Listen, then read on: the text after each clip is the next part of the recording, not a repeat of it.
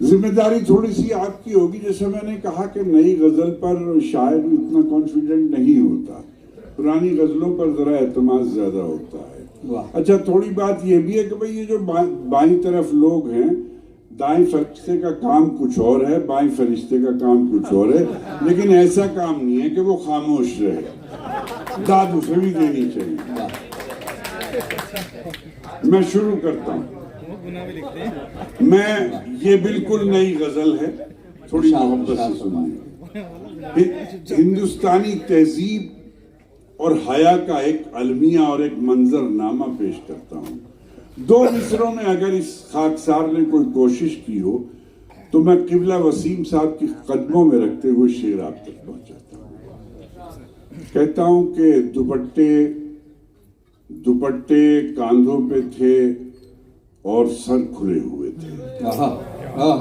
दुपट्टे कांधों पे थे और सर खुले हुए थे। मंजर में तलाश कीजिएगा थोड़ा सा बारीकी कि दुपट्टे कांधों पे थे और सर खुले हुए थे, चिराग ताक में रखे थे पर बुझे हुए थे। वाह वाह वाह वाह वाह वाह, क्या कहने।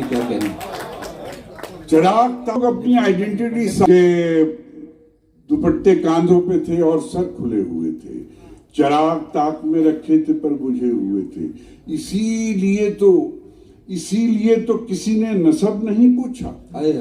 इसीलिए तो किसी ने नसब नहीं पूछा। नसब खानदान बैकग्राउंड कि इसीलिए तो अब देखिए सीन बनेगा दूसरा कि दुपट्टे कांधों पे थे और सर खुले हुए थे,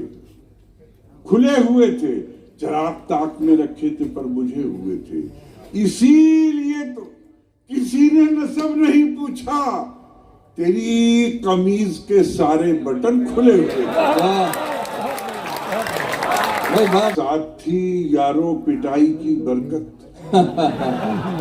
हमारे साथ थी यारों पिटाई की बरकत। अच्छा, हम उस जमाने के हैं बच्चों, दोस्तों, अजीजों, जिस जमाने में पिटाई कंपलसरी सब्जेक्ट था, बल्कि डबल हो तो अजी अब तो सरकार पकड़ लेती है, अब नहीं है। उस जमाने में अब्बा भी पीटते थे, मास्टर भी पीटते थे कि दुपट्टे कांधों पे रखे थे और सर खुले हुए थे, चिराग ताक में रखे थे और बुझे हुए थे। हमारे साथ थी यारो पिटाई की बरकत, हम अपने गांव के स्कूल में पढ़े हुए। वाह वाह वाह वाह वाह। परस्ती हमारे लहू में